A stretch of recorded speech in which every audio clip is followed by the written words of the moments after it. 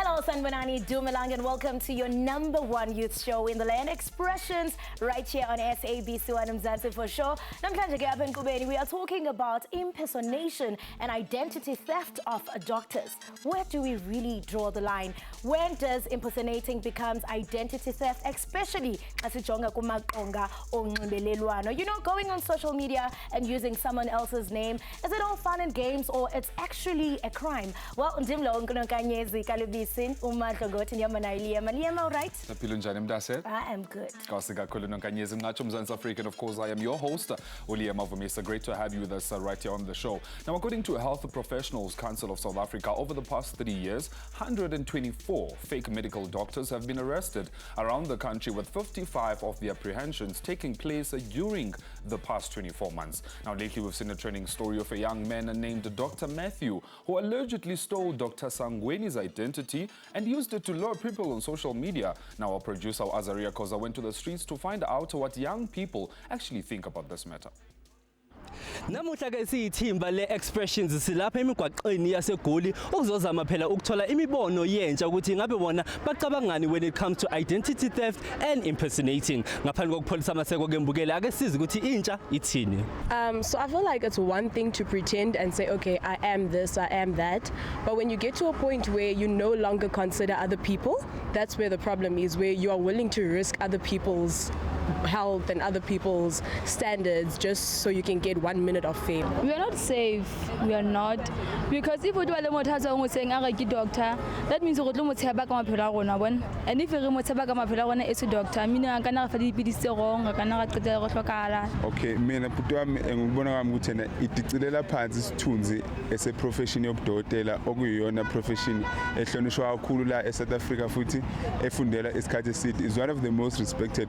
So if abantu sebezokwenza nje lokhu kufundisa ingane zethu umkhubo omubi esema school ukuthi nabo bangathola indlela nje ukuthi nami ngavele ngifoje bese ngihamba ke. I don't like blaming one's actions due to a mental illness or whatever. I believe that at some point everybody has a self-conscious to think that this is right and this is wrong. As a society into xa sibona ba yikho sathanda ufike nathi silandelelo kanye si entertain. I mean, why would you listen to somebody on social media? Social media is a whole entertaining platform. I think if you want your medical situation to be serious, you need to go to a doctor. We are not really safe, because if someone would just come and claim to be a doctor, another case might rise tomorrow. It may not be a doctor case, but something else or even something worse.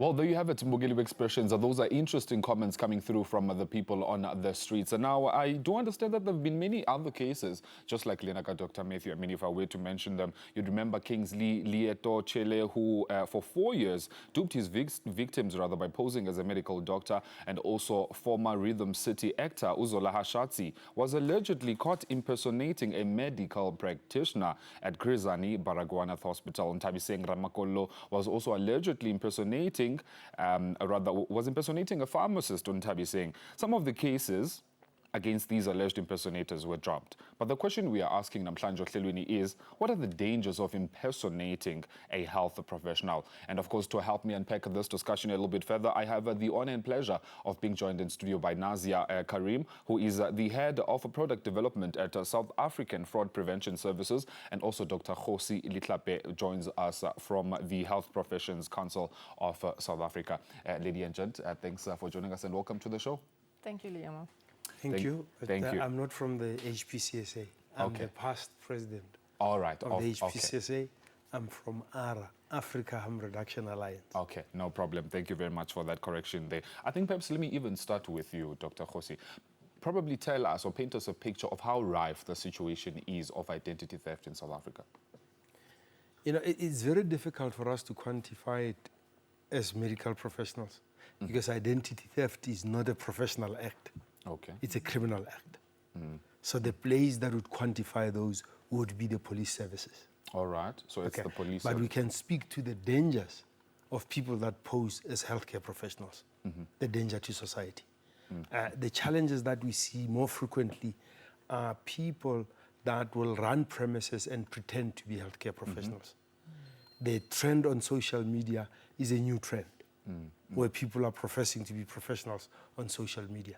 And the dangers posed by the two are quite different, because the others are practicing, they are seeing patients without qualifications. The And other also- is giving advice, and that needs to be approached differently. Yeah, I think also, Nazia, just to jump into that, probably a viewer at home may want to know actually what can we attribute to why we see identity theft. What's the reasoning behind this, according to your understanding? Well, currently, the socioeconomic conditions in South Africa are impacting the way our consumers are actually behaving. They're becoming reckless, and they're free to actually, give out their information wherever, and they're not actually doing the due diligence when going forward to make a decision.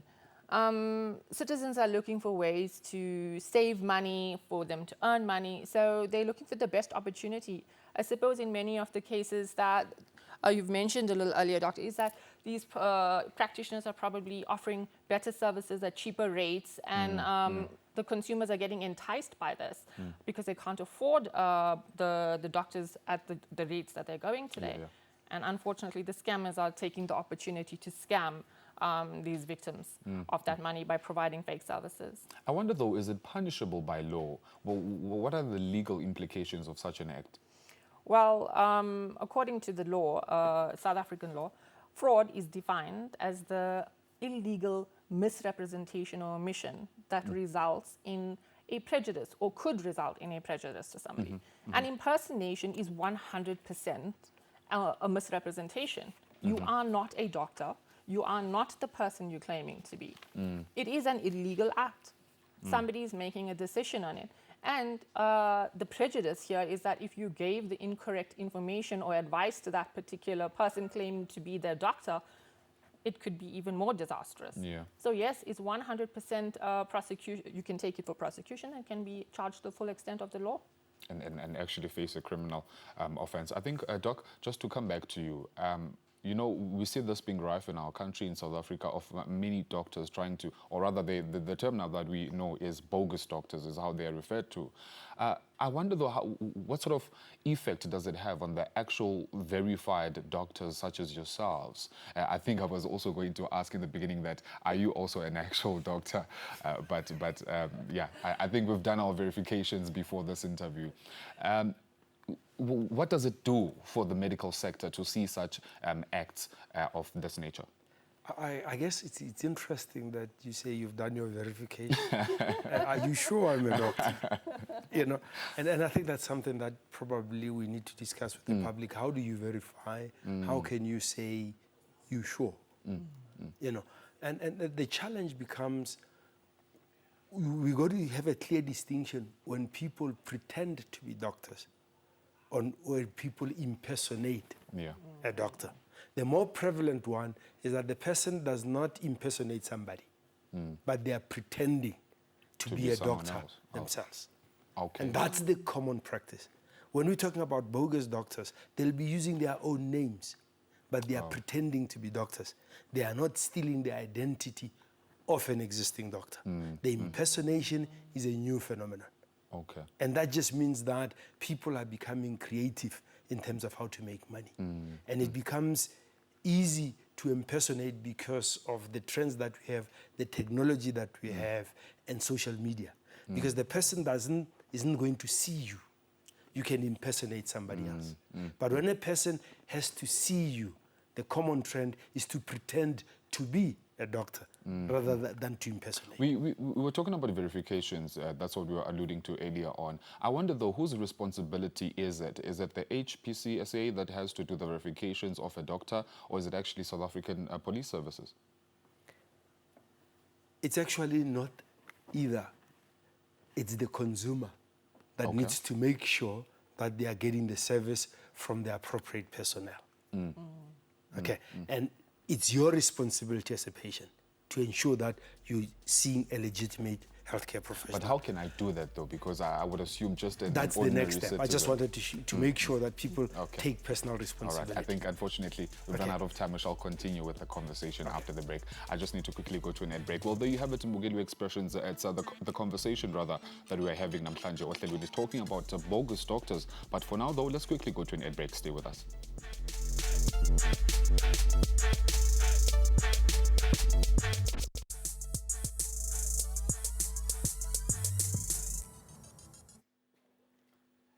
Welcome back. You are still watching Expressions right here on SABC. We are talking about identity theft on South Africa that continues to rise despite numerous warnings and efforts to protect consumers. Most of these identity theft cases are prevalent on social media. So indeed, Mbugeli, social media is an important part of this discussion. Joining us right now is an award-winning social media influencer, Zinhle Masango. Zinhle, welcome to the show. How are you doing? I'm good, and you? I'm well. You are the real Zinhle, yes, right? I am. And what's your thought on today's topic? I mean, we see a lot of young people on social media. I mean, they impersonate abanye bantu, and it's becoming a trend. Where do we really draw the line? Honestly, for me, I mean, I've had a situation where someone took my videos and my pictures and they were giving out fitness advice to other people. Wow. And that then comes back to me. Even if you are a fitness content creator, I still believe you have to have the responsibility to make sure that you equip yourself and get some knowledge in order to train people and even give information on eating. Yeah, and I mean, you are a proof, as much as this is a sad topic, but you are a proof that, I mean, possibilities are endless. 100%. To your work, I mean, you are authentically yourself, doing content that is you, and you bagged an award. Yes. SASMA nominee, you're nominated. I mean, what does this mean to you? And tell us about your content. I mean, you are positively influencing Abanamatch on social media. Just take us through your content. Yeah, so I'm a fitness influencer. Believe it or not, I actually juggle work, being a mom as well, and social media. So for me, actually bagging this specific award was because I actually had the least followers in the nominees. And to actually win that for me was just like a huge pat on the back. And just to see that I have a huge community following me that is quality over quantity.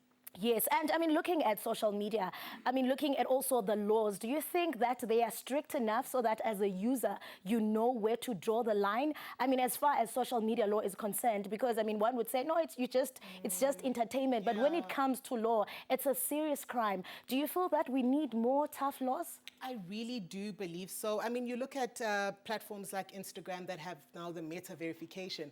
To a certain degree, I feel like anyone can be verified nowadays. So it takes away from the people that were verified prior to that so that you can see that this is, in fact, the real person. You know, I also want to touch on mental health because as young people, I mean, mental health is on the rise. And I mean, social media seems to be something that we can lean on to sort of take away all the stresses that you have. Do you think maybe we are perhaps running away from mental health to do all these trends? Because, I mean, looking at Dr. Matthew, it's almost as if he was also believing his lies.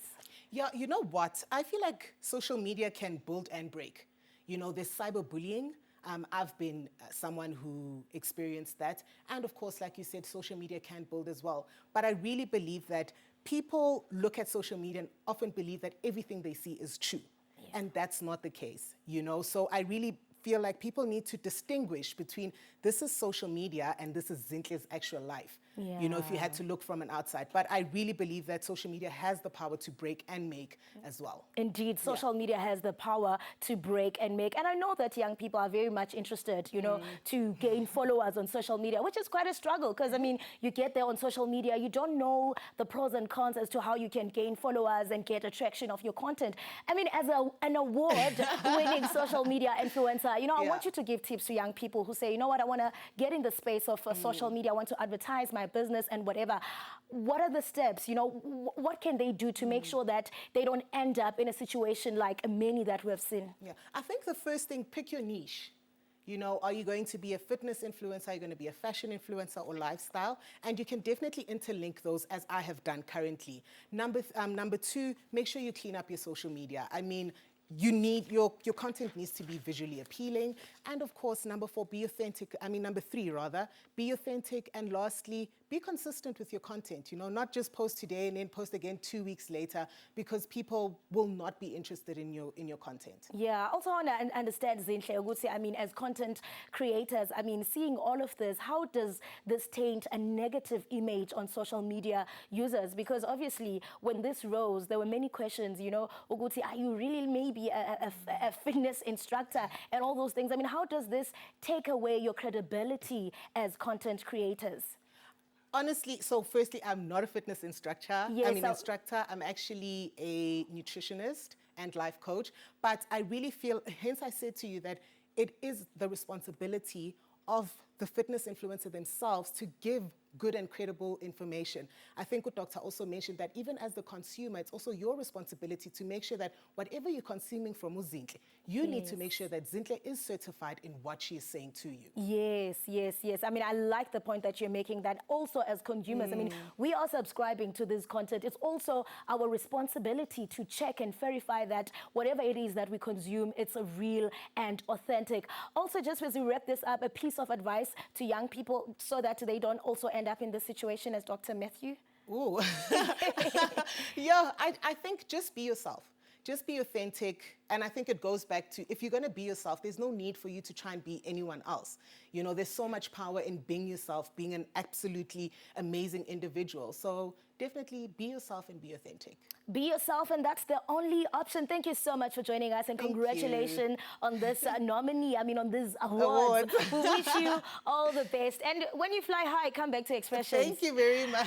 Right in Bugeliwe Expressions, you are watching Expressions. Right now, let's take a quick commercial break. We are talking about, I mean, young people who are using social media. And bebonakala bethatha imifanekiso yabantu. Wena mbukeli into enza uqinisekisa into okubana awuziboni ukule ngxaki. Let's take a quick commercial break. We continue with this discussion. You are watching Expressions.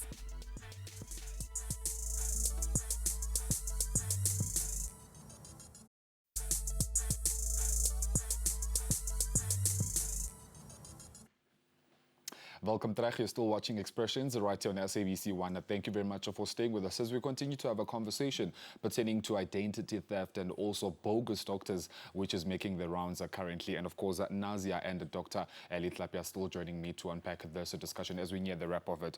I think let me start with you, because I want to get back to Doc, but let me just start with you. So you work with South African Fraud Prevention Services. Just briefly tell us about that and some of the services that you offer. Well, the Southern African Fraud Prevention Service is a solution that's been around for about 20 years with a non-profit organization. We focus on providing solutions for the consumers. For example, in your prevention situation right now with identity theft, we have a dedicated website called YIMA, which is dedicated to scams prevention. And it has a tool on the site that's called Verifium, which will allow you to verify a fellow South African citizen biometrically against the Department of Home Affairs. Okay. So you'd be able to know if the EMA says that he is Nazia. When you verify him, you'd be able to know that he's not actually the person he's claiming to be. Okay. So this will help in those impersonation situations. And that type of information, those types of tools are what we provide on the service at SAFPS.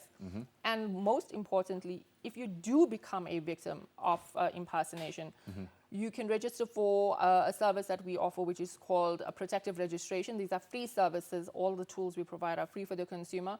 The moment you become the victim, you register on SAFPS, and all the impacted, all our members, which are the banking institutions, all the financial institutions, retailers, they will get that information instantaneously. So the fraudsters can't use that information to open accounts and gain credit on your name. All right. And briefly, are they free, the services? All free. All free? the services are free. Okay. Well, I think I'll start with Dr. Litlapo and go verify him there. But Doc, just coming back to you, before the ad break, we were talking about you know, how patients can actually be able to verify for themselves that the doctor that they are going to is not an imposter. So how can I, as an ordinary citizen, be able to verify that type of information? You just go onto the website of the HPCSA, and you'll click under registrations, and you type the name of the doctor, and if they are registered, they'll come up. So the if website, they don't come up, they're not registered. So the website is actually approved Like, I guess, you know, the essence of my question is there's no doctor that can actually be on the website, whereas they're actually not a doctor. No, it's a secure website. Okay. And they put people there credit. What the HPCSA does well is screening doctors before it can register them. All right. And put them on the register. What we've been criticized for is for doing our job thoroughly, that it takes too long. But if you come and you tell us you're qualified in a place we can't find in the world, we've got to take time to find that medical school, to find your curriculum, to find that you actually attended that school before we put you on. So the HPCSA should pat itself on the back in terms of the processes that it has to verify people on the register. Okay, all right. Where identity theft comes in, is when people are removed from the register, they go to another jurisdiction and they pretend to be someone that they are not. Okay. To get into that jurisdiction. Right. Unfortunately, I'm running out of time, but in just less than a minute, Nazia, just briefly, because we have our poll question that we are asking in Amhlanje on the show. We are asking about the dangers of impersonating a health professional. So briefly, what are some of those dangers, just briefly? Well, impersonation in itself is a big problem. You mentioned cybercrime earlier online. And that's a big issue because if some victims are actually falling victim to cybercrime where their information and their profiles are being hacked and then they're being extorted for pornographic material, threatened that if you don't actually pay us out, we're going to publish this online. And if you're impersonating a doctor, I mean, the victims, think about it. If they're claiming to be ill and you pretend to be treating them about something that you have no idea about, if they fall even more ill or even die, who's going to hold the liability? Who is going to hold that responsibility? Well, thank you very much for joining us, and also to you, Doc. Well, there you have it, Mugeru Expressions. Unfortunately, we've run out of time, but I think this is a very pertinent conversation when Akolosa, particularly in our climate up in South Africa right now. People are desperate, but I guess we have to go through that entire process that Doc was talking about. But that's it. Definitely. And as young people on social media, being yourself is the only option. Everyone else is taken. Well, taking us out is Yena Sponge Makeke and City Baba Wami. Bye.